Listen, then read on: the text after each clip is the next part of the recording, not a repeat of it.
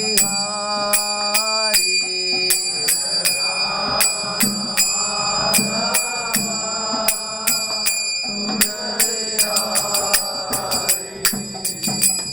गोपी जन वल्लभा गिरिवरधारी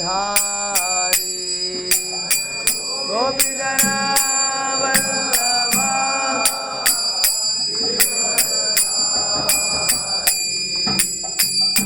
गोपी जन वल्लभा गिरिवरधारी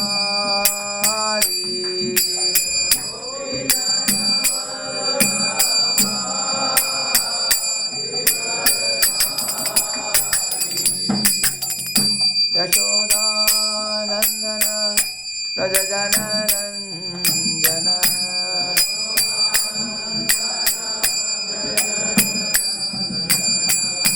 यशोदानंदन प्रजजन रंजन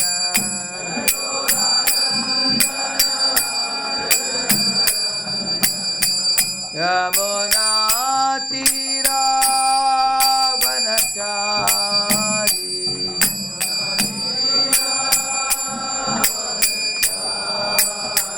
यमुना तीरा वनचारी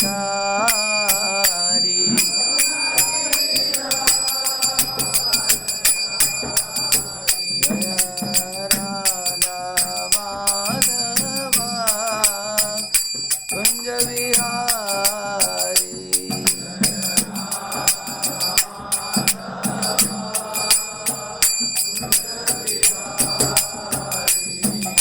जय राधा माधवा कुंज बिहारी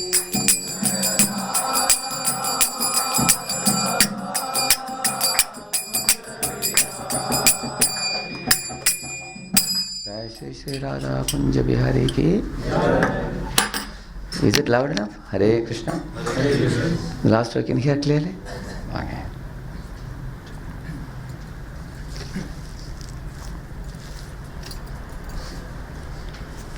ॐ अज्ञानतिमिरन्धस्य ज्ञानाञ्जनशलाकया चक्षुरुन्मीलितं येन तस्मै श्रीगुरवे नमः. श्रीचैतन्यमनोभीष्टं स्थापितं येन भूतले स्वयं रूपः कदा मह्यं ददाति स्वपदान्तिकं. वन्देऽहं श्रीगुरो श्रीयुतापदकमलं श्रीगुरून् वैष्णवांश्च श्रीरूपं साग्रजातं सहगण रघुनाथान्वितं तं सजीवं साद्वैतं सावधूतं परिजनासहितं कृष्णचैतन्यदेवं श्रीराधा कृष्णपादान् सहगण ललिता श्रीविशाखान्वितांश्च. नमो ॐ विष्णुपादाय कृष्णपृष्ठाय भूतले श्रीमते भक्तिवेदान्तस्वामिनिति नामिने. नमस्ते सारस्वते देवे गौरवाणी प्रचारिणे निर्विशेषशून्यवादी पाश्चात्यदेशतारिणे. नमो महावदन्याय कृष्णप्रेमप्रदायते कृष्णाय कृष्णचैतन्यनाम्ने गौरद्विषे नमः.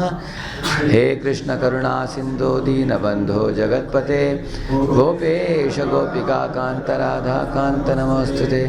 तप्त कांचन गौरांगी श्रीराधे वृंदावनेश्वरी वृषभानुसुते देवी प्रणमामि हरिप्रिये.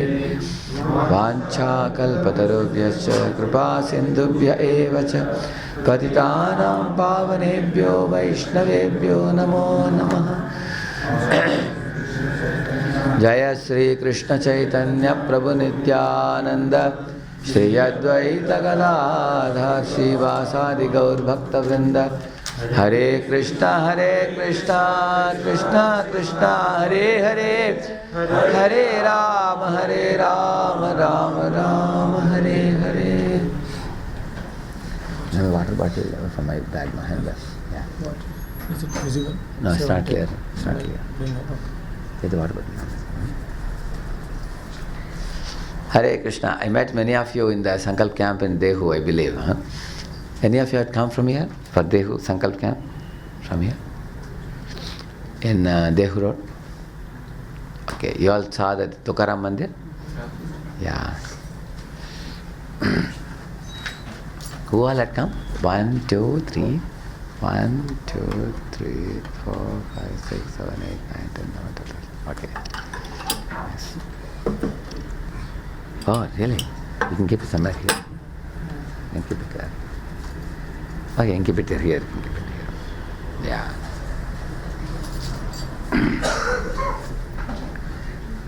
I'm very happy to visit this place. Madhava Seva Prabhu and Vivek Prabhu and other devotees here. They keep this place very vibrant and spiritual. Anyone who comes to this place can feel it here. With kirtans and lectures, and at the same time, without compromising on the prescribed duties of college studies.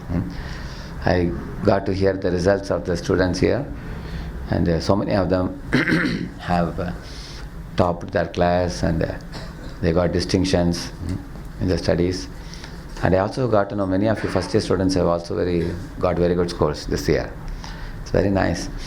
So when we nicely focus on spirituality and our prescribed duty parallelly, both going like a railway line, then you can be a complete success in your life. Yeah, thank you.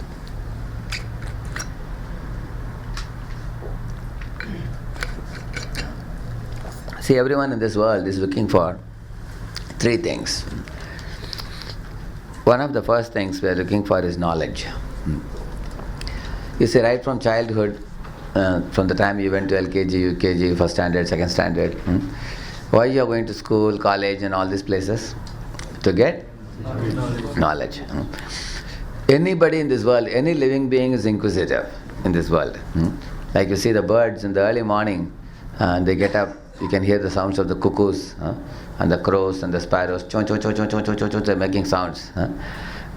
What are they asking? For food. Where is my food? Is it not? Sometimes you have seen, one cuckoo is going, coo, and then another cuckoo in another tree repeats a similar sound. You have seen that? Yes. So, can you decode the language? What are they asking? One cuckoo is asking, where is my mate? Another cuckoo is saying, I'm here, come here. Isn't it? So they are either looking for a mate, or they are looking for food, isn't it? Or looking for, making a house to live, is it not? But they are surely eager to find out these things, and beyond this their intelligence doesn't go. So this is called Annamaya stage, we call it. Annamaya means food, food, food, that's all. If I get my food, the goal of my life is accomplished. But above that, one understands that we are living in a world of competition, and if I want to get something tangible, sizable, then I have to compete with other living beings. See, if you are happy and satisfied with a little, you don't have to compete so much. But if one wants bigger and bigger things, then one has to compete. Everywhere there is competition, you will see in this world. Even amongst animals also, and amongst human beings also. You can see that, the pranamaya stage. And then there is manomaya stage. Manomaya is actually a dream stage, mental imagination, or one dreams, like you have dream job, isn't it? People have dream girl whom they want to marry, isn't it? So they have dream ambitions. And many people conceive of ideas in their mind first, for which they give shape later, isn't it? Like you want to build a bungalow, you first put it in, blueprint, isn't it? And then you construct a house, isn't it? Similarly, all your ambitions first get a shape in your mind, and eventually they get a shape physically also. So the desires in the mind, we can have ambitions, aspirations, and for which you can give shape later. You can see people, human beings, who practically some of them started with nothing. Like recently in our Mayapur, Calcutta, I happened to be there. The whip of President of London had come. I asked, what is this whip? So whip means like a right-hand man of the President of London. He's as good as President. because President invests everything in him practically. And he had come to see our Mayapur temple, one Mr. Shailesh. So he was speaking. So he said he comes from a carpenter family. He started his career from a very small thing. You can imagine his grandfather, his father, they are all carpenters. But then he studied and he became educated, he grew up, and now he has come to the point of becoming a right hand of the President of London. You can see that. Similarly, some people expand huge industries and multiple industries. Like you can see Microsoft, our Bill Gates, how he grew up, is it not? From where he grew to where. He dropped out of his college, and then he dropped out in order to do his business actually. Isn't it? So human beings have the ability to develop and do very huge things over a period of time. See, a sparrow or a crow or something, they can't do such big things. But human being is able to do big things by expanding his knowledge. If you very carefully see the knowledge that people expand and do very great things, if you very carefully observe, what is this knowledge all about? Imagine if somebody brings a TV from the market. The TV is wrapped with thermocol and box and everything. Out of the two, which is more important? TV or the thermocol? Actually both are important, because if you don't have the thermocol, if you get only the TV, on the way it may get damaged. The glass may break or the TV may break also. You need thermocol. But more attentively, if you see out of the most important thing is the TV. The purpose of the thermocol is to wrap it. Similarly, the most important thing is the soul. And the body is like a thermocol, wrapper for the soul. Just like for every book you have a wrapper, isn't it? Is wrapper important or book important? Book is important. Wrapper is just to keep the book intact, isn't it? Similarly, for the soul, we have the wrapper for the soul, or the seat for the soul, which is the material body, isn't it? We find in this world, all the knowledge acquiring people, they are studying only about the thermocol. They are not studying about the main object, the TV. You understand? Because the material body is made up of material elements, isn't it? Earth, water, fire, air, ether, mind, intelligence, ego, all these things. This is all like thermocol only. It's a dead matter actually. But the living active principle is the soul, Atma. And that knowledge hardly anybody knows. Like you go to engineering college, you see, they teach you hydraulic machinery. That is about water. Fluid machinery, hydraulic machinery. You study turbo machinery, that's about the gas. You study heat and mass transfer, that is about the fire engineering, and all that is about the fire. Or you study about theory of machines, or solid mechanics. You study about mechanical engineering, all these things are about solids. You study acoustics, or acoustics physics, that is about the sound. Or you take a course on psychology or psychiatry, where you study about the mind, id and ego and all those things. And all these things are material elements, you see. Beyond all these things is what? The soul, the Atma, the real person. Like all of you are sitting here, you are aware you are sitting here today?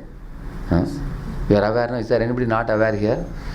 You will not be aware only if you are sleeping, isn't it? Otherwise you are awake, you are aware that you are sitting here. And that awareness which you have comes from whom? Soul. The active principle. And you are the real person, and you are wrapped around with a material body. Yes, material body is also important. Material body, as you know, the example of car and the driver. You are the driver. But people are studying the car so much, but they have ignored the driver, you see. So this is the first thing that we are searching in this world, knowledge. But the birds and beasts are also searching for knowledge, but as you all rightly said, they search for food, they search for mate, they search for making a ghosala, some nest or something, like that. And human beings are also nowadays, you find, they are making these things in a more sophisticated way. Nowadays the flats and buildings in Pune are looking like in America now. You agreed? Isn't it? You go to Aund area and all, you see, when you enter into colony, you are wondering whether I am in India or no. When I was in London, the bungalows in London and US also. Now when I come to India, it appears the same actually. Indians are also becoming more sophisticated now, undoubtedly. Similarly, somebody gave me a book a week ago, I asked them, is the book published in America? They said, no, it's published in Calcutta. I couldn't believe. It was such a paperback book, like a novel, Krishna conscious novel they have published, one devotee in Mayapur. But the way it is published is like done in West. Such a quality and execution. So Indians are also not less in technology now. They are also progressing, and laudable advancement they have made also. But if you see, making a very beautiful, fine bungalow to live, or having smooth roads and making flyovers, all these things is undoubtedly a sign of advancement in technology. There's no doubt about that. But the comparison between humans and animals, if you make, these are all the same activities of animals in a more sophisticated way. Is it not true? Like animals make nest and we make a house, isn't it? Like animals also have emotions. And like for example, one scientist took a video of two rats, mother and father rat, hugging each other and crying when the baby rat died. They took a video of that. Nowadays they upload all these things in YouTube and all, you can see. So even they have emotions also, is it not? Similarly, father lion teaches the son lion how to catch the prey. Just like your father is making you an engineer. Like that the father lion also teaches the son lion, come run with me, along with me, how to catch a prey. So they do all these activities which we do. So what distinguishes us from animals is what? Which knowledge? Spiritual knowledge. That is something special. That distinguishes us. That is why we say Tamaso ma Jyotirgamaya. We say, Asato ma Sadgamaya Mrityorma Amritam Gamaya. See, Tamasoma means darkness. Darkness signifies ignorance. And light signifies knowledge, isn't it? If you keep a plant in a dark room, you open the window, naturally the plant will go towards the window, seeking light, is it not? Similarly, like you don't like smoke in a furnace. What do you like? Fire. Because fire serves, smoke doesn't serve.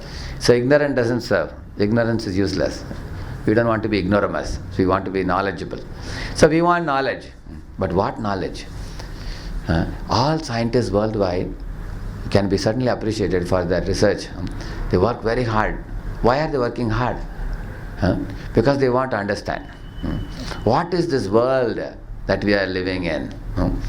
Let us understand the world around us so that we will not become victims of nature. We will not become victims of dangers. One of the first aspects of knowledge is to protect oneself, isn't it? So that we can live peacefully. Like if there is very hot summer, say 42 degrees or 45 degrees Celsius heat. So through scientific research you find out some air conditioner, so you can live peacefully. So they actually want to live happily even while surrounded by varieties of troubles and discomforts and difficulties. Correct, no? That's the goal of science. The goal of science is to make us happy through research and hard work and everything. But try to research science and spirituality. Make a comparison. What science does and what spirituality does. Science is focused on research. That is its goal, actually. Application of science is technology. That is secondary. But the goal of science is what? Research. For example, one scientist says, there is a bug in Amazon which mates 3 times in a month. He declares it. Another scientist says, as far as my research goes, the bug mates dozen times in a month, he says. And then they both have a tussle. They publish in an international magazine. And then third scientist comes. He says that actually these bugs mate only once in a year, he says. And then they all have a tussle, people publishing papers back and forth, giving the readings and the study. Like one scientist in America, his whole scientific field of research was on leech. Red color leech, brown color leech, black color leech, long leeches, short leeches, leech having tape kind of body, and leech having long strips, and the leeches which suck the maximum amount of blood which suck less amount of blood. Leech. Practically for 30-40 years he has done research on leech only all his life. So his mind and consciousness is fully absorbed about what? Leech only, leech consciousness. And you can ask him about any leech in any part of the world. He can tell you about that. Now that fellow is more than 80 years now. Now the whole world is researching. Anybody want, what they do with the leech sometimes to suck out the poison, they use leech, you know that? If some snake or something has bitten you, then they put the leech in your body and they take out the poisonous blood and all. So now so many people want to consult him regarding leech. He gets mails every day, hundreds and thousands of mails. Please tell him about this leech, that leech, which can help. So now when he dies, where do you think he is going to go? Isn't it? Because he says what Krishna says, Sada tad bhava bhavitaha. Antakale cha mameva smaran muktva kalevaram. Ya prayati samadbhavam yati nastyatra samshaya. He says, whatever consciousness you have now, and whatever you absorb it in, repeatedly, that is the place you go. And it is very easy to know. You are where your mind is, it is said. Wherever mind goes, that's where we go also. The next destination of the soul. Like I have seen in IIT days, there are boys who are mad for going to America. They may be hearing raucous music. They may be dressing like Americans, speaking American accent English also, and reading only American novels. They will not even look at anything Indian. Indian means useless, low class. American means first class. And then they write GRE, TOEFL and everything they're preparing, and sometimes a group of boys work together, but then some boys go and some boys don't go. They don't get to go. You see? They stay back. So that remains as unfulfilled desire seed in their mind. In the subconscious mind it is stored. So then what happens when the soul leaves the body? The soul is taken to another place where the unfulfilled desire is there. Naturally that unfulfilled desire is given a fulfillment. So where will this boy be born next life? America, naturally. Because that's where he wanted to go. Wherever you desire to go, whatever you desire to do, that's what you get. But he may not be American human being. Because you have to deserve and desire, two things. Of course, he desired to go to America, so he went to America, but he didn't deserve to get a human body because he misused the human body. So he may get some other body there. Maybe he'll become an American dog. Actually, American dogs are more happy than human beings in many parts of the world. You see, if you see American dog, they eat costly biscuits. They even have costly soaps for the dogs. They have even American music competition, dogs. And they get a prize also for that.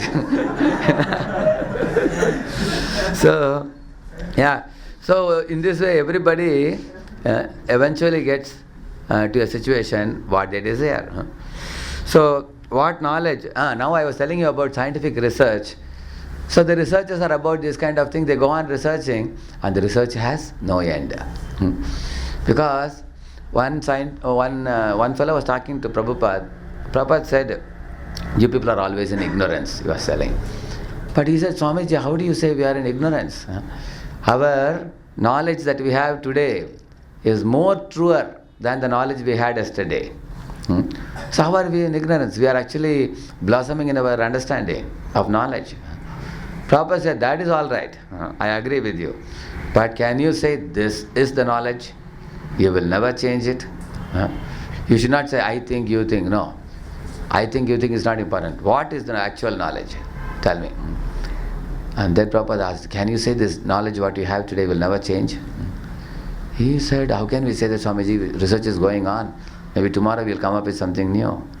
And Prabhupada said, that means you are always in ignorance, he said. Because yesterday you had one knowledge, today you have another, tomorrow you will have a third theory. So your theories are modified and published, and then again they are remodified, like disposable napkins they are thrown off, like use and throw theories. So Prabhupada said that means you are always in ignorance, you see. So your knowledge is what he said, it is better and better imperfect relative truth.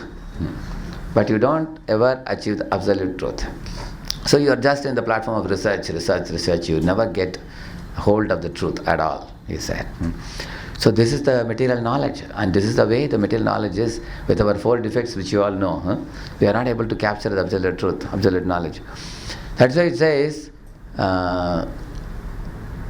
Tamasoma Jyotirgamaya. From the world of ignorance, which is material world, we want to go to the world of wisdom, which is spiritual world.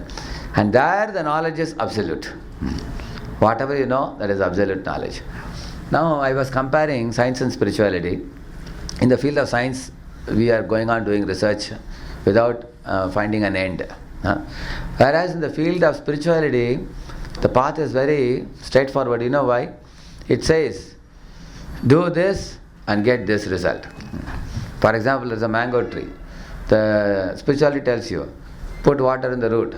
Oh really? Okay, put water in the root. What will I get? Get mango here. That is religion. You do this and you get this result, it tells you. Now, what is the difference between spirituality and religion? We briefly discussed it before. Spirituality teaches pure principles which are common to all religions. You take any religion in the world, the principles of spirituality are same. Like for example, don't harm other living beings. Be kind to all. Always contemplate on others' welfare. Don't be selfish. And don't commit sin. Don't encroach on others' property. Be submissive and obedient to God. And seek God in your life. Make God your friend. And if you make God your friend, you will be really happy in life. And treat every woman like a mother. All these things. Many religions, all religions say the same thing in a different way. This is spirituality. And what is religion? Religion is decoding the spiritual principles and doing it on a practical platform. Like for example, the Christians do like this. And they worship Jesus in the church. Muslims, they do namaz by bowing down. Like Hindus, they do chanting and they do yajna and all these things. These are all actually practical expression of our love for God. Practical translation of our love for God. Just like a boy and girl love. So love affair is a principle. But getting married and living as husband wife, that is religion. That is properly religious. Translating spirituality into action is religion. So the beauty of spirituality and religion is that it tells you, do this and get this result. It is result oriented. So science is research oriented and religion is result oriented. You see the difference? Like you come here, we tell you chant Hare Krishna and study Bhagavad Gita. The immediate question will be, what will I get? Okay, we say the immediate thing you will get is the peace of mind, the happiness, the concentration, anything that you do in life, and you will become a perfect gentleman. Your life will become more refined. You will not live like an animal. You will become evolved in your understanding and consciousness. You will get better, and you can see your life getting better. You keep coming here, you will see your life gets better and better and better. Like the Philips company's slogan, what is it motto? Let us make things better. They put their slogan everywhere.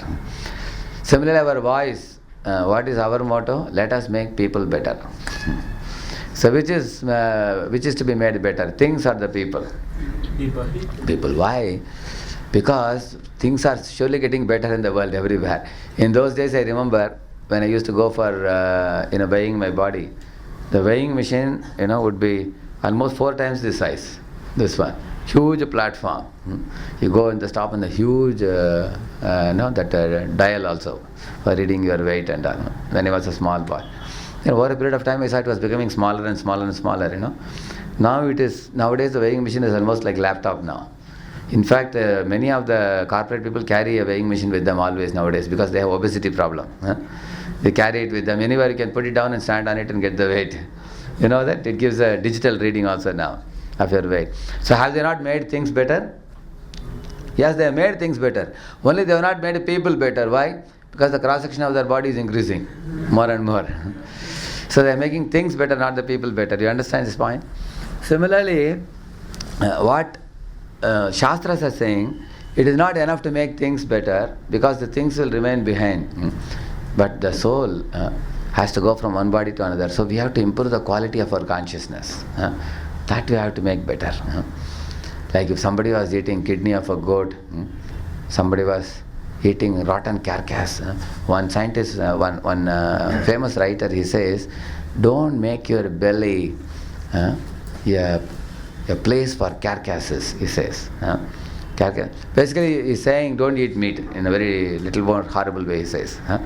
Don't make your belly a place for carcasses of dead animals and all that, he says. So, now if somebody was eating meat, like many of you might have been eating meat, even now you may be eating also. So what Shastras say, okay, if you eat every day, make it once a week. If you're eating every week, make it once a month. If you're eating once a month, why don't you eat once in a semester? Only when you go home, you eat once in a semester. Or if you're eating every semester, why don't you make it once in a year? If you're eating once in a year, why don't you forget it? This is how Shastras say. You see? And Shastras actually are very compassionate. They don't force you to do things. They tell you, try, this is the, see, they give you, they are like a magnetic compass. They show you the true north. This is the right thing to do. And to whatever extent you can align yourself to that, try to align yourself. Go in this direction. Then you may ask, okay, if I do this, what will happen to me? You will get better. And you can see yourself getting better. Healthier. Healthier in all respects. You eat prasadam, you will get healthier also. But by hearing this knowledge, your outlook towards the world, you can see every living being as a divine personality. Like all of you, you all know. Like from one outlook, I can see all of you as engineer. From another outlook, I can see all of you as spirit, soul, servant of God, pure personalities, simply covered over by some impurity which can be washed away. That's like, imagine in this room if people are sitting and eating. After eating, there is rice particles, sabji particles, dal are lying here and there. It's unclean. So what is the meaning of cleaning? Bringing the floor to its original state. Throw water, throw some phenol, wipe it, then bring a wiper and completely wipe it. Now it is completely spick and span. And phenol smell is coming. Now you know it's clean now. Isn't it? Similarly, spirituality cleanses our heart. It cleans our chitta and removes all the mala.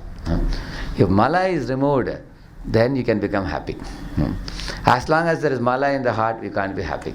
Isn't it? Yeah, like in this room, if the room is dirty, when you walk, some rice particles are sticking to your feet, some dal particles sticking, will you be happy? You'll feel very uneasy, unclean. When you clean it, you feel happy. Similarly, Shastra says, clean your heart and become happy. And how can I clean my heart?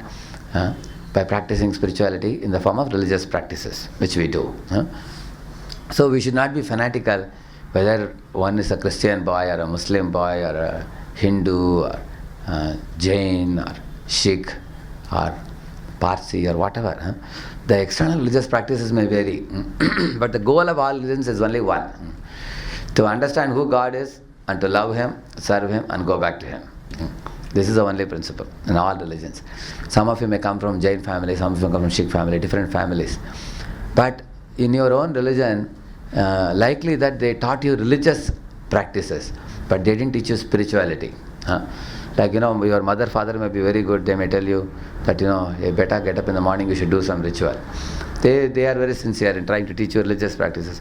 But oftentimes they don't know the reason behind the practices. The reason behind practice is what? To awaken love for God. That is actual goal. So the ultimate knowledge that we have to attain is to attain sambandha with God, relation with God. Who am I? Who is God? What my relation is? That knowledge. This is one thing we all are seeking in this world. The second thing we are seeking is we don't want to die. Everybody wants to live permanently. This is the second thing we are seeking in this world. Like when sometimes you see maki, flying here and there, you try to catch it. Can you catch it? Very difficult to catch. It will very easily escape. Even mosquitoes are difficult to catch. They always, will be in a mode of escaping. You will see that. Why they want to escape? They want to live.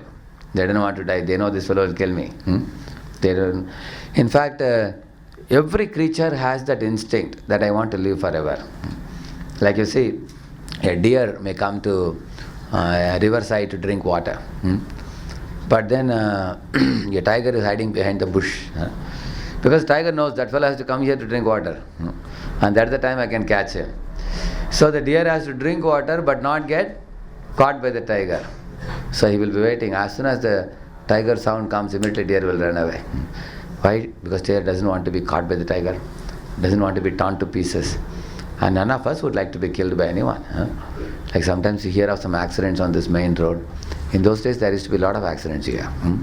That's why I think they made the underway, I think. Isn't it? So that there'll be more safety.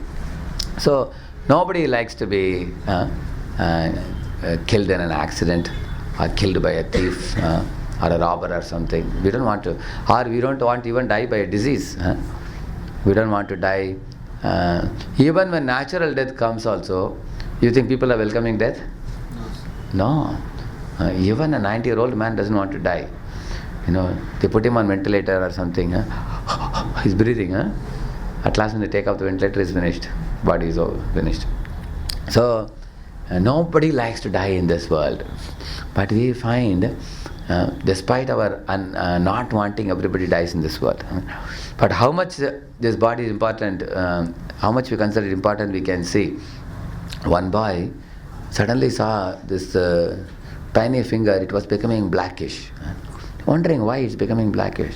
Slowly started, the full finger became blackish, So I went to a doctor and said, doctor said there is some cancer in your body.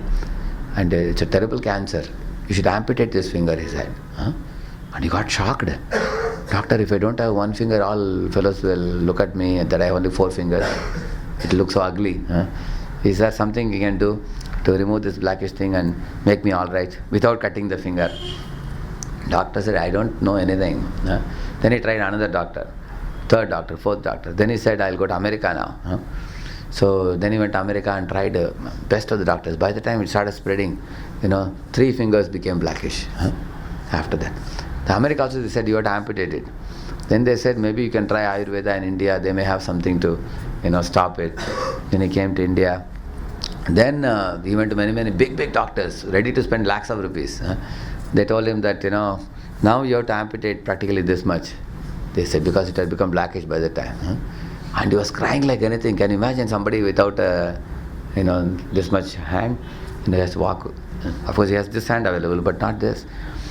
But he was so much pathetic situation he was in. But the doctor said, if you don't do this, then it will go here. Then you'll have to cut the whole hand. So I was thinking, people are not ready to spare one finger also, or even a few fingers. But at the time of death, the whole body is taken away. Is it not true? You see? Not only that, like in Pune station, you stand and watch sometimes. You see a girl is going to study in some other place. Mother comes and father come. They are standing in the station. They put her in the train, and from the window, or from the door, she's showing Tata, and mother, father coming, and she's crying, crying like that. You have seen that? Oh, Tata, like that. Yeah, there is so much of thick relationship. Yeah, and I was wondering, why should they cry? She's just going for studying in another place. After 3 months or 6 months, she's going to come. But still people feel that. You have seen that? To be separated for a few months or a few semesters, people cry. But at the time of death, not only the body is taken away, all the relatives are taken away. Is it not true? Mother, father, relatives, friends, everybody is taken away. You see? So, nobody wants to be separated from the relatives. And nobody wants to be separated from their own bodies also. We want to sit in this body forever. But is it possible to stay in this body for all time? No, we have to be separated. But there is an instinct tendency in us to be wanting to exist permanently. That can be easily understood. Nobody wants to die. And nobody wants old age also. So because everybody wants to live, there is insurance industry booming nowadays. Isn't it? They put this hand and say, what they say? Yoga kshemam vahamyaham, they say, no? This was also stolen from Bhagavad Gita, this statement. Insurance company, they put hand like this and say, we protect your body. Do you think they can protect your body? They can save you from death? Insurance industry? They can take all your money and give it to your nominee, somebody next to you. But they cannot save you, they can save your nominee only, somebody next to you. So, but Krishna says in Bhagavad Gita, Yoga kshemam vahami aham. I preserve what you have and I provide what you lack, he says. I can protect you. Kaunteya pratijanihi name bhakta pranashyati, he says. My devotees will never perish, he says. Now somebody may wonder, don't devotees die? Do you think only other people are dying in this world? Don't devotees get diseases? Don't devotees get old age? Why do you say that, everybody is dying? Even devotees are dying, but that's a very big difference. You see, when you are aware of certain type of knowledge, then your consciousness towards death is totally different. It is altogether different. Like devotees know that I am not this body, I am spirit soul, different from the body, and I am seated in this body. Death means what? The soul is coming out of this body and going to another body. Dhiras tatra na muhyati, Krishna says, the 2.13 Bhagavad Gita verse. Those who are dhiras, there is another verse in the 11th chapter also. Utkramantam siddham vapi bunjanam va gunanvitam vimudha nanu pashyanti jnana chakshusha. He says, fools do not know how the soul is sitting in this body, how the soul is reincarnating from this body into another body, and how the soul can quit the material body once and for all and go back to Godhead. They don't know these things. Foolish people, he says. But wise people know the Atma Tattvam. If you know Atma, you will not lament. Like imagine, for example, your great-grandfather has died already. Now, how many of you have your grandfather still alive? Okay. How many of your grandfathers have passed away? Yeah, most of your grandfathers have passed away. Yeah. Now you know that great-grandfather has passed away. Your grandfather has also passed away. And those of you who have grandfathers alive now, you know that eventually their body will come to pass. Because it's like an old shirt, when it becomes torn and dirty, you throw it away and you buy a new cloth. Isn't it? Like that, your grandfather will leave this body and accept another body. So if you didn't know this fact, you are likely to cry too much. Is it not true? It's not that now you will not cry. Now you may cry little less now. Why you will cry less?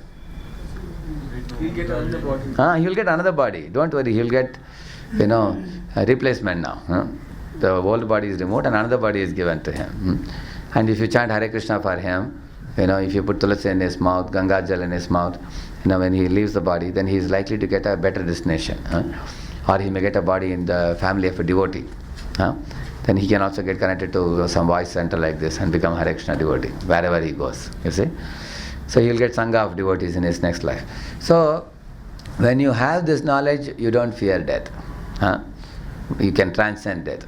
Because like a rat is looking at the cat's mouth. Is it fearful or not? The cat's mouth looks like a death trap for a rat. Because when a cat catches the rat, immediately the blood is spilling all over, and it tears him to pieces and eats. So all the non-devotees are the materialistic people who think matter is all in all. They don't know anything beyond matter. They all are like rats only. Because when death comes, they think everything is finished. Like one man in Calcutta was telling the doctor, doctor, please, can you extend my life to 4 more years? He asked. Because I have to finish my business and hand it over to my sons. Doctor said, I don't know whether I can help you to survive even 4 minutes, he said. Yeah. And Prabhupada says in one of his purports, this man was crying and all his 3-4 sons were standing around him. And he died shouting, hey sons, all of you are here, who is in the mill? He asked, and then he left his body like that. And Prabhupada said, he must have become a rat in the mill. He said, that's what happens to people like that. Because when they die, they think everything is finished. They don't know that soul goes to another body. So this is the second thing everybody is hankering for, that they don't want to die. First one is, everyone is seeking knowledge. And the second one is, everybody wants to live forever. Second thing. So this is actually called as Vijnanamaya stage. Annamaya, Pranamaya, Manomaya, and fourth one is Vijnanamaya. In Vijnanamaya stage, when you come, this is called as Maslow in his triangle called it as self-actualization, he called it. Like he said, the bottommost part of triangle is what? Food, clothing, shelter. Roti, kapda, makan. Then above that, he said, then one wants some status and prestige. You want a job, you want a nice profile, you want respect in society, some status you want in society. Then after that you want some prestige. In this way, he said, then when you go higher, he said, even after getting roti kapda makan, even after getting social status and prestige in society, even after becoming a big man, he said, there is some emptiness in people's hearts. There is some backbone. Like one man here in one Tech Mahindra, I think, yeah. He had come with his wife to meet me with coat, suit, tie, and in a very big Benz car he came. And he said he is in second or third position in the company. He said, Prabhuji, I want your time, at least 1 hour, I want to talk to you. He said, I asked, what's the matter? He said, Prabhuji, in my life there is no dearth. He said, I am having a third position. He's earning lakhs of rupees in the company. I have gone practically to all the continents of the world. And he said, here is my wife, she's a doctor by profession. She runs her own clinic also. And I am an engineer, studied in IIT, IIM and all that. And he said, I have everything in life. I have bungalow, I have car, I have wealth, but somehow I find some emptiness in my heart. Something is not, some unfulfillment I am feeling. Then I gave both of them mala and made them chant, taught them. Now he's a very great devotee now. He's chanting 16 rounds now. Both husband and wife, very serious devotees. And you can meet him and ask him now how do you feel now? He is ecstatic now. So this is what Maslow also said. He said self-actualization is very much needed. Food, clothing, shelter, and beyond that status, prestige, and beyond that self-actualization. And all of you fellows are so fortunate that you didn't have to wait till a time like that fellow. After you have gone all around the world, after you've eaten all kinds of things, after you've enjoyed all kinds of things, now you are looking at the edge of a cliff, where is happiness? I don't find any happiness. You are fortunate to know about the self in your college days itself. When you know about the self, that is Vijnanamaya stage. In Vijnanamaya stage, you understand Atma. What is Atma? You understand. And when you know Atma, there is no fear of death, as I told you. And then the fifth stage is called as Anandamaya stage. The last one. For Anandamaya stage, you not only need to know about Atma, you need to know Atma and Paramatma also. Both the things. Because for love, two people are required. How can one love singly? For love affair, two people are required. So the soul and God. When you know this, then you come to Anandamaya stage. This is the thing we are looking, the third thing I told you. First thing we look for knowledge. Second thing we want immortality. And third one we are looking for is happiness. And happiness is the only thing that everybody is looking for in this world. Running for happiness. But unfortunately in this world you find from womb to tomb there is suffering. You will see. I was reading an interesting article on the 7 stages of life. You might have heard about it from some of your friends. Anybody knows what is the first stage of life? Birth. Oh, that is actually birth, old age, disease, death. That is 4 things. The 7 stages of life, the first stage is called spills. And then drills. You know this?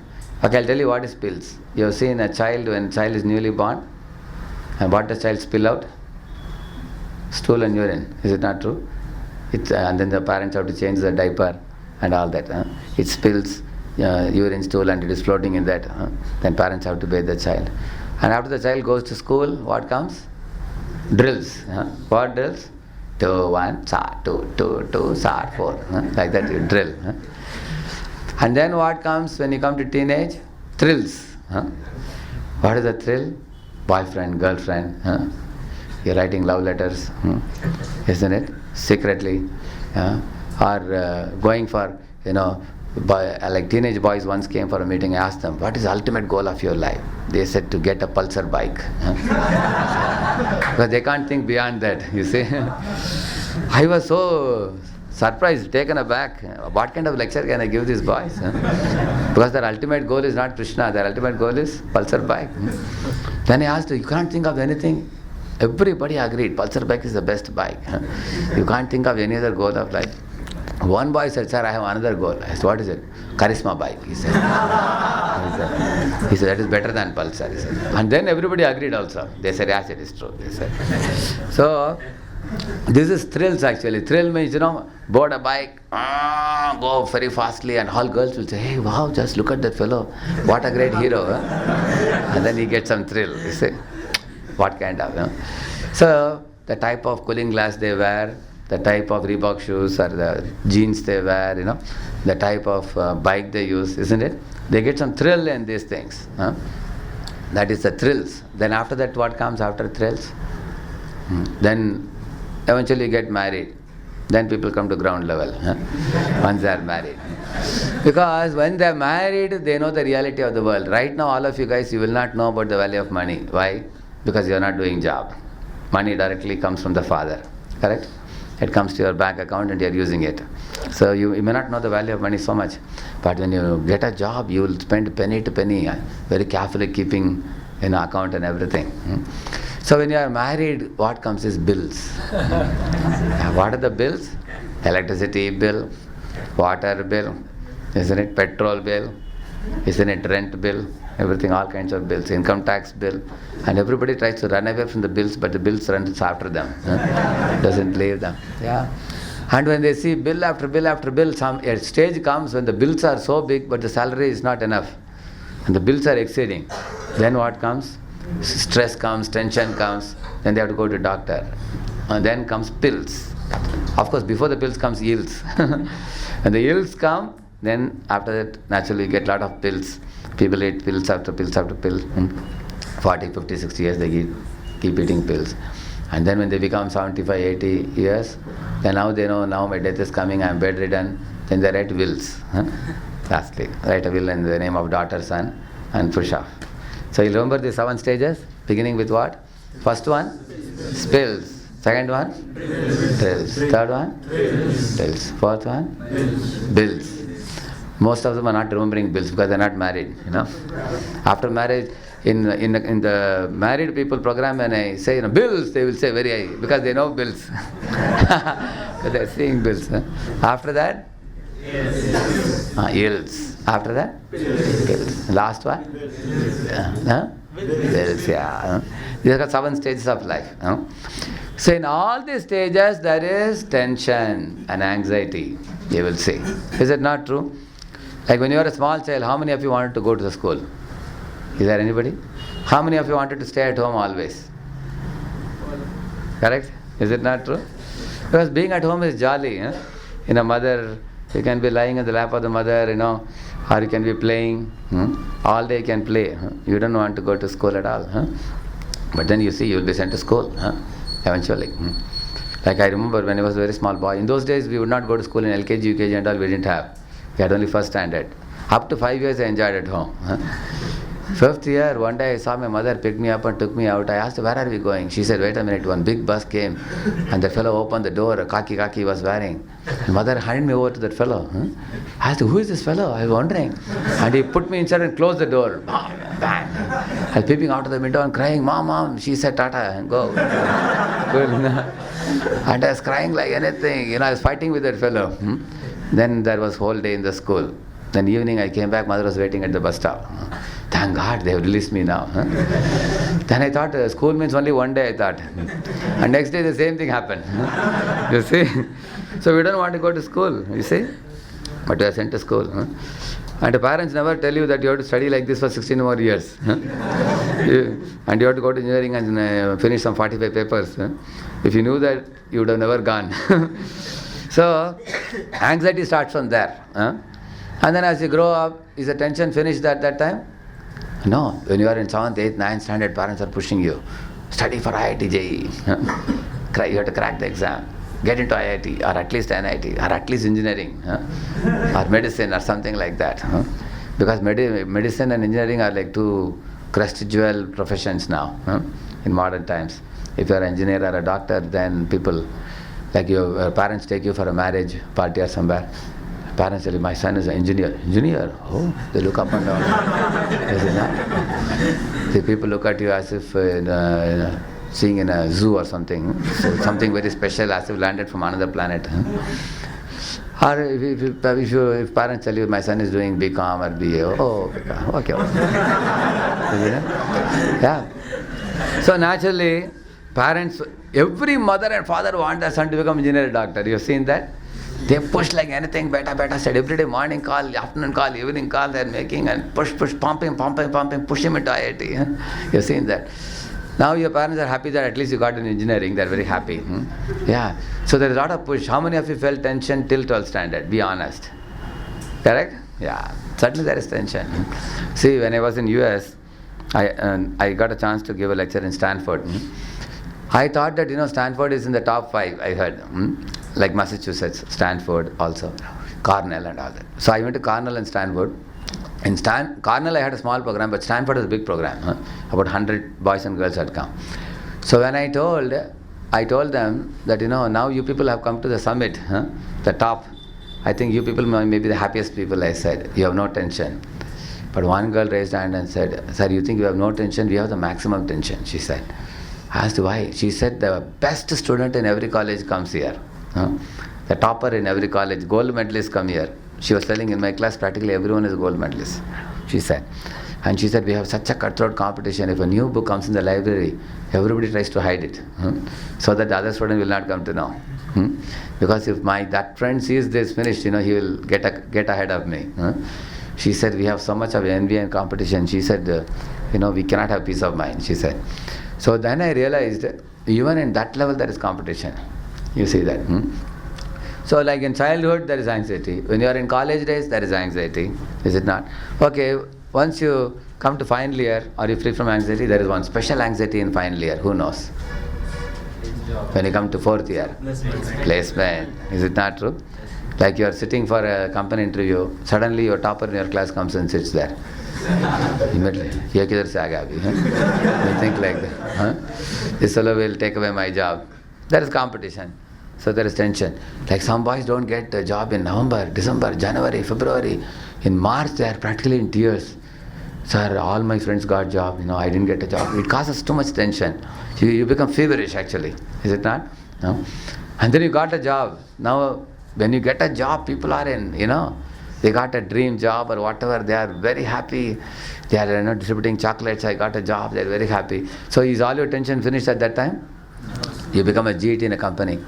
I heard in Seattle, one boy was driving me, one Microsoft boy.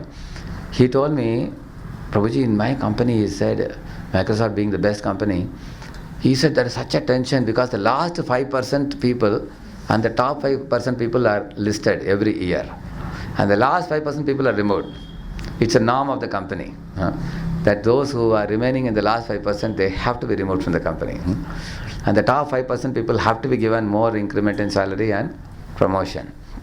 So because of this he said, everybody in the company tries to work hard and be above that 5%.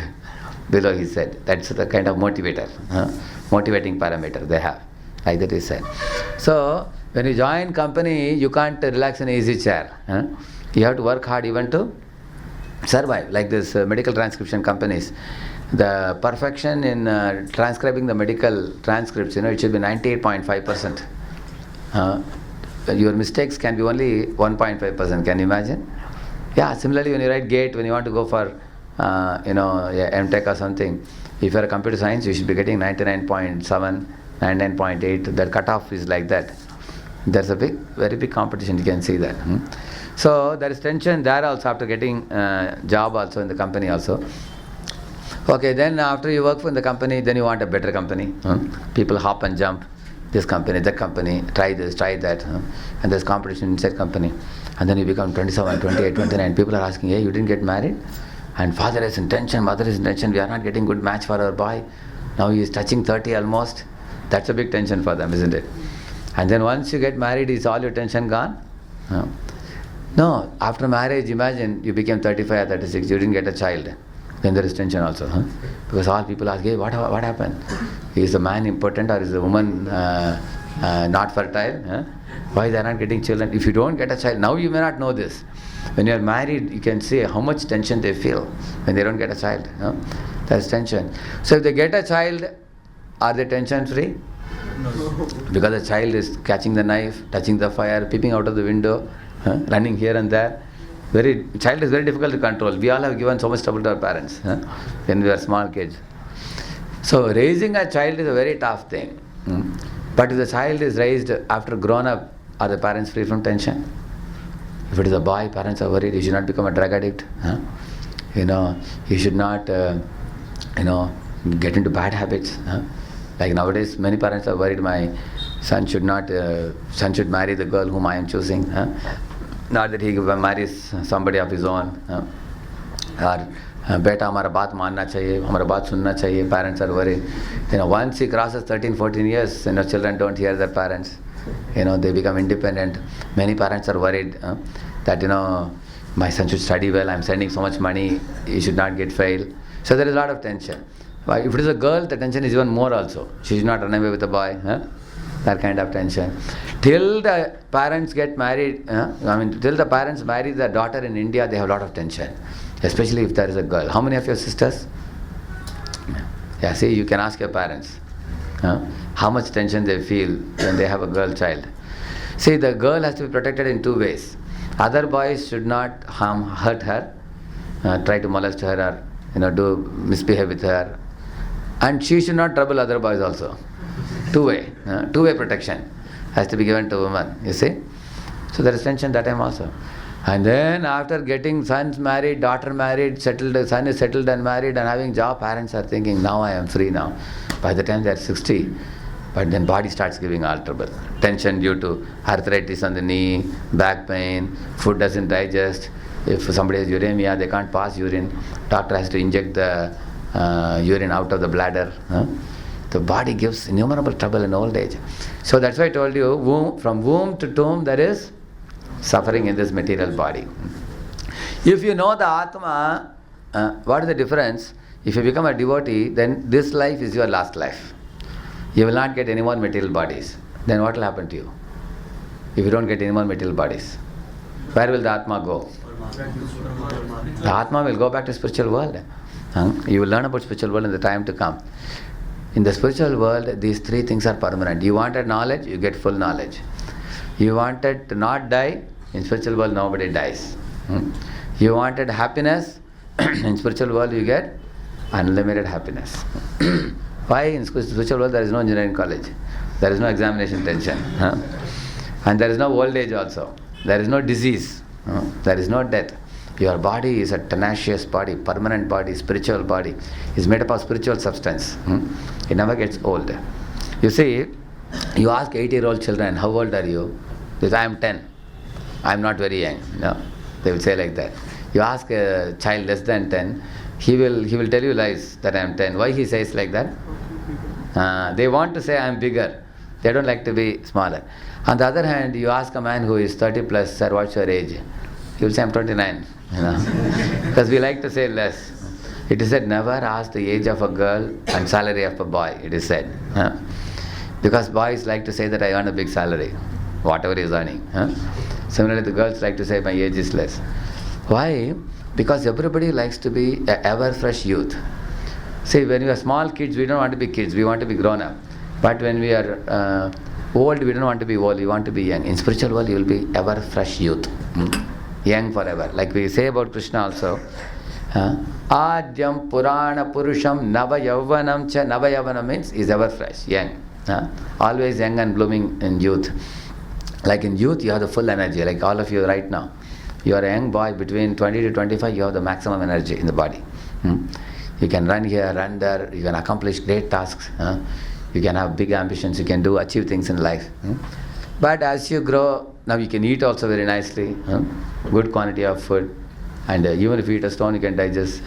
Such a stamina you have in the body, But when you grow beyond 30, doctor will tell you, don't take oil, don't eat this, don't eat pakoda. Pakoda goes inside, it will never come out. Don't eat samosa and all that they will tell you when you grow old, you see. So the material body means, it keeps on deteriorating as you get older and older. Spiritual body means it is hair and healthy. Like you've seen Krishna and the covered boys. Actually, they remain like that forever. They never grow only. They remain ever fresh, young, always. Like you see the gopis. They remain in their young, beautiful forms forever. In this world, the girls are beautiful when they are young. Prabhupada says, especially a girl in her adolescent age, she is very beautiful. Why? That's how the nature is arranged, the body of a girl, so that a boy will agree to marry her. And give her shelter. But after that, when she gets 40, 50, 60, she gets old. Like the boy gets old, she also gets old, and the beauty is gone. And the beauty will be especially seen in young age, you will see that. But after that, the teeth is gone, eyes are gone, and the ears are hard of hearing, and the hair also is gone, head becomes like this. You know? Like that there. You've seen that. Huh? Everybody becomes like that. Small children, as they grow up, they get beautier, more and more beautiful. And when they get very old, they look like a monkey. Huh? Beauty is gone actually. So, in the spiritual world, we have a spiritual body which has all these three things. Sat, Chit, Ananda. These are the three things you are looking for. In material world, you chase after these three things, you will only get them in incomplete fulfillment. You will not get complete. In spiritual world, you get all these three in full. Why? Because the Atma has these three things. Atma itself is Satchidananda, right? Atma is eternal, it never dies. Atma is Chit, it's full of knowledge. And Atma is full of Ananda also, full of happiness. Satchidananda. Krishna is Satchidananda Vigraha, we are also Satchidananda. But it's like the Prime Minister and the citizen. Like Prime Minister also is like us, right? And we are also appearing like him externally. But what is the difference? Can we say we are like Prime Minister only? Like Prime Minister can declare a holiday for whole of India, isn't it? Today if he wants. Today is my birthday, so holiday for India. Can you or I give a holiday for India? You can give if you want, but nobody will hear us. Isn't it? Similarly, Krishna and the living entity, they look alike. But the powers of Krishna and our powers, if you compare, we are limited. God is great. So, you all are very fortunate to be in the right association, Sajjana Sangati or Sat Sangati, it is said, which you all are getting here. You are equal friends from your classes, from your college, and your seniors from your college. And there are also sadhus like Madhav Seva Prabhu and Kanya Krishna Prabhu coming here and giving classes in a very logical way, with logic and reason and with philosophy.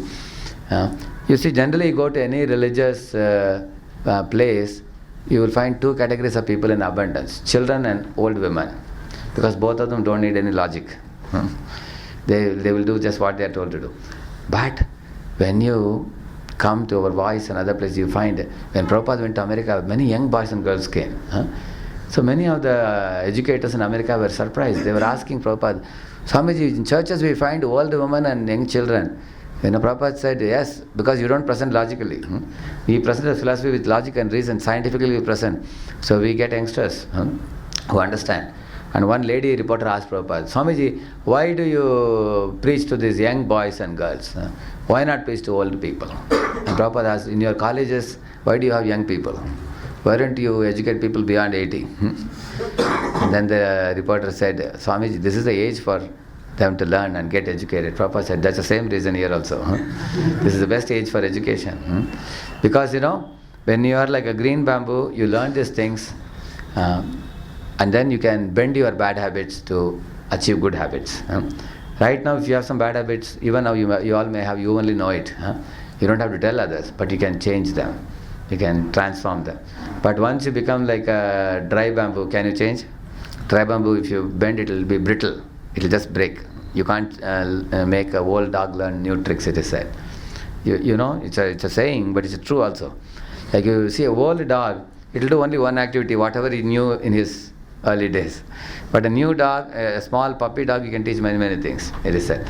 Similarly, when we are young, our intelligence is sharp and it can be used to understand with reason and logic nicely.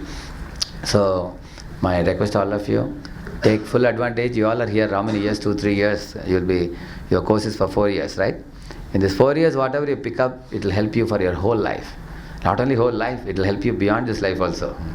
This knowledge will come with you to next life also. How? What is the proof? The proof is that you are sitting here now because you acquired some knowledge in your previous life. That's what is giving you interest to hear about it more in this life. Like if you did 20%, you start from 21.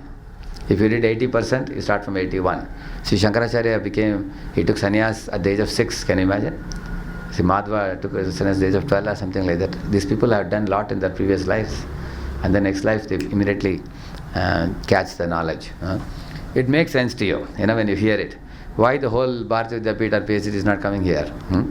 Because it doesn't make sense to them, they can't understand it. But if you have done something in the past, you can catch from there very easily. So, now you are going to make progress in this life also. And it's likely that some of you sitting here could complete 100% in this life itself. And you could go back to Godhead in this very life. And it is not impossible. It is very much possible. Like you've seen the rocket, which takes off, 5, 4, 3, 2, 1, 0. It has to go at a speed of 11 km per second, which is called as escape velocity. Similarly, we need a certain intensity in spiritual life to get out of this material atmosphere and go to spiritual atmosphere. And that intensity was given by Srila Prabhupada. He said, rise in the morning, chant Hare Krishna, 16 rounds, or serious devotees chant 16 rounds. After many months or years, they come to 16 rounds. So whatever is convenient and comfortable for you, chant that much. I believe many of you are chanting 4 rounds. How many of you chant 4 rounds here? Very good, yeah. How many of you chant between 4 to 8 rounds? Okay, thank you. How many of you chant 8 plus rounds? 8 to 16? How many you chant? 11, very good. Yeah. So you chant and this is one thing Prabhupada gave, and also the 4 regulated principles. If you follow it strictly, Prabhupada promises in one of his purports, he says, in this very life you will go back to Godhead. Because Prabhupada doesn't say something on his own. Bhagavatam says, Dyutam Panam Striya Suna Yatra Adharma Shatruvida. These adharma activities you give up and dharmic activities you do, and you understand the principle behind everything that you are doing. It is to develop love for God. Bhav. Bhav ko jagrat kiye bina bhava ko nahi par kar sakte hain. If you attain bhav for God, you can go beyond bhava sagar, samsara sagar. So, and you can attain the Sachidananda state. So in Upanishad there is a quote which says, Uttishtata, wake up, it says, Jagrata, stand up, awake and arise, Prapya Varan, Nibodhata. In human form of life, you have a boon by which you can clean your heart and come back to God. You are all children of immortality. Upanishad says, children of immortality. It calls. We are all children of immortality. Immortality means no death. We can live forever and ever and be happy forever and ever. Although in Cinderella story, Snow White story, they say they lived happily ever after. In this world, nobody lives happily ever after in this world. But in spiritual world, that is true. Everyone lives happily ever after. Thank you very much. Hare Krishna. I can take questions. 5-10 minutes, I can take some questions. Yeah. Please, you can ask questions. If they don't have any questions, then I will ask some revision points of the class. 1 point, yeah. Prabhuji, we discussed how devotees take death. Yeah. We discussed how devotees take death. Yes. What about diseases? Jesus? Diseases? Oh, acha. How devotees take diseases? Yeah, when a disease comes in my body, what I will think is, I have done some bad karma in the past, for which I am getting reaction now. The reaction is coming now, and it will stay for some time, it will go away at some time. But we also discussed that we get the human form after recuperating with our previous desires, previous karmas in the animal yonis. And when we come to human life, most of our karmas are vanished, and just a little part of it is actually left, like for giving us a basic things which... Oh, how is it like? Like when you do good and bad karma, there is a big universal account called as Sanchit Karma in your name. That is behind you. It's like making a big quantity of chapati ka atta we make now, like that. And then you take one goal out of it and give it for one lifetime. This is for this life. This much prarabdha karma for you. It's not that that's the only quantity. There is much more waiting. If everything is given, we will finish. We will be finished completely. So God gives us little by little, some punya and some pap. If He gives reaction of only pap, imagine your life is 100% suffering. Can you live? That's why He gives a mixture of both. Okay, take little bit happiness, little bit suffering. So punya karma He mixes and gives you in this life. When we go to hell, we don't finish off that Sanchit Karma account. We finish only a part of it there also. And then balance Sanchit Karma we are bringing it. And God gives on, goes on giving the reactions. And we are also adding to the Sanchit Karma account also. Right now, for example, based on your destiny, you all got a good education. You got good parents now. You got good wealth and all. But how you will use it is in your hands. That's not destined. What is destined is your beauty, your duration of life, your literacy, education. These things are destined. But using them, what you will do is not destined. Like somebody who is born in a millionaire family. What will you do with that money? That's not destined. So when he does wrong activity, then that also goes to the account. You understand, no? See, this account is like a dynamic account. From this account we are withdrawing also, we are putting also, more and more. Is that clear? Yeah. Yes. Any other questions? Otherwise we will send the mic to all of you. Whoever raises the hand, the mic will come to you. Just say one point from the class you remember today. So that I will be confident that I wasn't too fast. How many of you felt I was too fast? Was it too fast? No. How many of you felt you could catch up with my speed? It was very clear to you. Okay. If you are raising hand, then you have to say one point from the class. You are confident that you are clear. Yeah. No, yeah. Whoever wants can give the mic. Whoever is ready. Just one example which I gave in the class, or one incident, or one philosophical concept I spoke. Just one point. Yeah. Anybody. Mic will come to anybody. We don't have to go in order. Whoever raises hand, mic will come to you. Anybody? Nobody? Yeah, he remembers one point. Please give it. Hare Krishna. Prabhuji, as you told about the person who was in company at the third position and he was seeing the happiness. He told him that, Prabhuji, I got everything, but I don't feel that there is some emptiness. So you gave him that is the chanting Hare Krishna Mahamantra. So it's a very important thing to that. If you want to get the happiness, we should go to the God, because we are the part and the parcel of the God. If the part serves the whole, then automatically the part will be served. So it's very important that we should serve the God, we should surrender to the God. We should be the servant of the God. Haribol, brilliant. Thank you. You captured a very important point in the class. Okay. Anyone else? Yeah. Like this only I was asking. Any other point you remember? Yeah. You remember the point? Yeah. To start with, we basically discuss what we are doing in spiritual world is what we actually have in spiritual world is what we are seeking in the material world. But the thing that we get is just in limited form, and it has its own adversities also. Yeah, exactly. Like, one boy, he drew a picture of sugar cane to a friend and showed him, this is the way sugar cane looks. Buy one from the market, it may cost about 10-20 rupees, he told them. So this fellow was walking in the road and he found a bamboo lying. And then he thought, hey, without paying any money, I'm getting it free. So he picked it up and started biting it, thinking it's sugar cane. What he got? Did he get any juice? What he got? His tooth broke and he started bleeding. So the material body is compared to bamboo. Spiritual body is compared to sugar cane. So you have a choice. You want sugar cane pleasure or bamboo pleasure. Whole world is after which pleasure? Bamboo pleasure. And what is the Bhagavad Gita teaching us? Sugar cane pleasure. You see? So we have to know where to seek the happiness. Like you rightly said, you made a very brilliant point. Actually, we are basically trying to seek the same things what we actually have in the spiritual world, but are seeking in a wrong place. Like seeking sugarcane juice in a bamboo, which you can never get. Yeah. Thank you very much.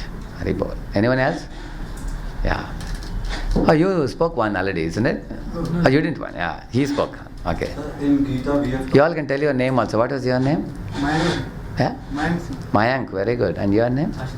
Ashutosh, very nice, yeah. So in Gita, we have taught. Ashutosh is like Shiva's name.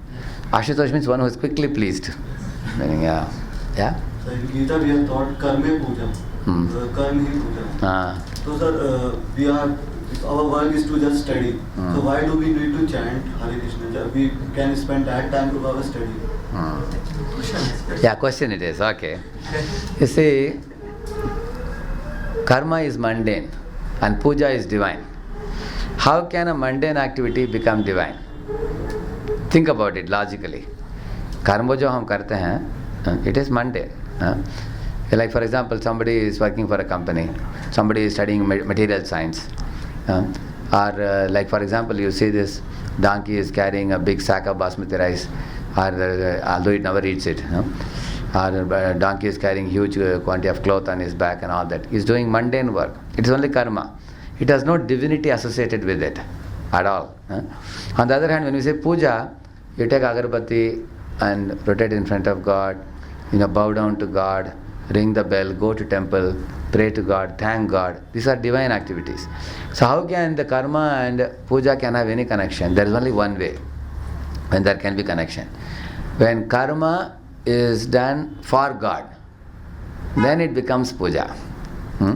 When, for example, say you are working in a bank as a cashier, you are receiving 5 lakhs. No problem, put it inside. You are giving out 2 lakhs. Bank has no problem. Whatever is to be given, you give. Whatever is taken, you take it. But somebody comes and gives you 5 lakhs. You put 1 lakh in your pocket and 4 lakh to bank. Immediately you'll be behind the bars. As soon as we do something for ourselves. But when you do on behalf of the bank, no problem. Similarly, when you act on behalf of God, it is divine. When you act on your own, then it becomes mundane. You understand the difference? For example, a soldier is going to fight in Kargil war. He's shooting many people. 10, 20 people fall on the ground, die. He comes back. Government of India puts a Parambir Chakra for him. They put, and then they congratulate him. They make a statue for him and all that. Now he comes home. He has a quarrel with the neighbor. He takes a gun. Finished. They put him behind the bars. Why? Because the first one is on behalf of the government of India. Second one is for himself he has done. Similarly, if you work for God, it is divine. If you work for yourself, it's mundane. So chanting is work for God. Coming for this kind of classes is work for God you are doing. Actually, work for God also is ultimately helping us only. Even if you don't pray to God, God is not going to be angry with you or something. But by praying to God, we benefit. We stand to benefit. Say, if you have a Bata shop with you, if Prime Minister of India comes to your shop, you benefit or he benefits? Of course, he benefits when you give him a shoe.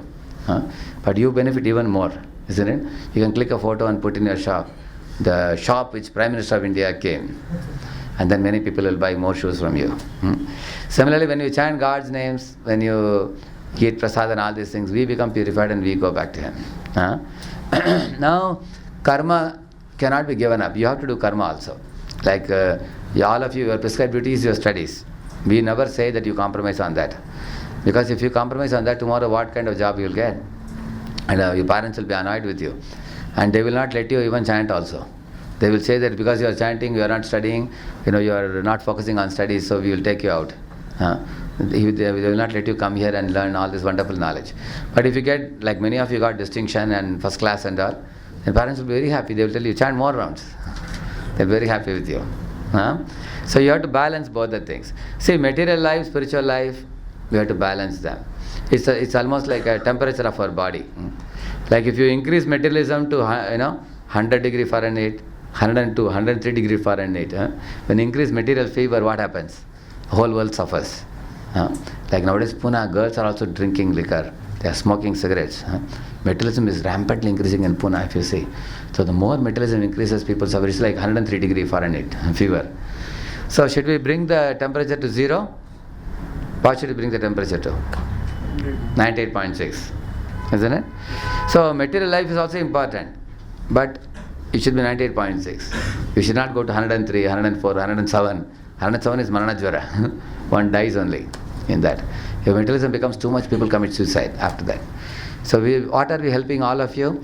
We are helping you to come from 104, 105 to 98.6, which is very balanced. So you have material life, spiritual life, you balance it. We don't say you bring it to 0. And you can't live also like that. Yeah. Anybody else remembers any point? Anyone else? Yeah. Prabhuji, is this true that Yeah. Krishna decides the time of our death? Yeah. And when he wants, we leave our body. Yeah. Yeah. Yeah, correct. Krishna decides the time of our death. Yeah. I mean, when he decides, we leave our body. Correct. Yeah, our time duration is decided. That in this body, say you will live 90 years, 95 years, like that. It is decided. So then, people who are quite in a serious state, like in disease like hepatitis B, they are put on ventilator. And as long as they are on ventilator, they are alive. And just when the doctors go, they are dead. Actually, the time period of the ventilator is included in the destiny. Like the Jyotish can tell you. If you ask your Jyotish, he'll tell you a nakshatra and the exact time of your birth. They can also tell you what is the time duration that is allotted for you in this life. But in ventilator, they are like vegetable. You know, and ventilator, they don't live for 10, 20 years and all. Ventilator is very costly also. You know, generally, you know, how long they live in ventilator? 15 days or 20 days, 1 month maximum, I think. Per day around 50,000. Per day 50,000. If you are a millionaire, then you may spend something. But even if you are a multi-millionaire, if somebody is in a ventilator, they don't do any activity like a vegetable, they are just breathing and living. Who wants such a body? Isn't it? They can't function. They can't do anything. You know that they are alive. That's the only satisfaction you can have. Is it not true? So another thing I'll tell you, for example, your destiny says one will live till 95. There is a possibility that somebody gets an accident and dies at 60. If they die like that, then the rest of the 35 years to be completed, then one is born again to complete the same karma that was to be completed in those 35 years. That is why when you kill a goat, for example, say goat is destined to live 25 years, for example. You kill the goat in 5 years, then that soul has to come back to goat's body to finish the balance 20 years. You understand, no? Because the every jivatma's free wills are all interacting back and forth like this, you know. They are all clashing with one another. So sometimes if something interferes with the destiny also, the destiny will make sure that it is completed. Yeah. So we will do Mangalarti. It's 8:30 now. Krishna. So we are very happy and grateful to Sri Swadesham Prabhu. He came and gave us wonderful association and enlightened all of us with the words of wisdom. So let's thank him from the core of our hearts by loudly chanting. I should thank all of you for sitting so patiently and hearing with rapt attention, with so much enthusiasm. Also, I guess that today is a very wonderful day, the birthday of Tej Pratap, right? Tej Pratap is here? Yeah. So we pray to the Lordship, Sri Shraddha Guru, Sri Gauranga, Sri Prabhupada, that let they keep on bestowing their choices, blessings on Tej Pratap, and may he keep on advancing spiritual life.